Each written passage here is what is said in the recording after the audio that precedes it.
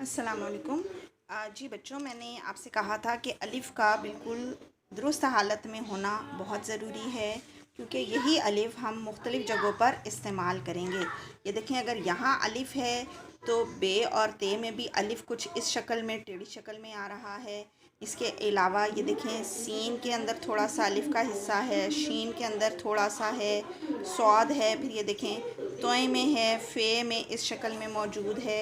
फिर उसके बाद ये काफ और गाफ के अंदर मौजूद है, लाम में है, मीम में है, नून में इस हिस्से में है। ठीक है, फिर ये देखें लाम और अलिफ़ यहाँ भी है, फिर बड़ी ये में इस हिस्से में मौजूद है।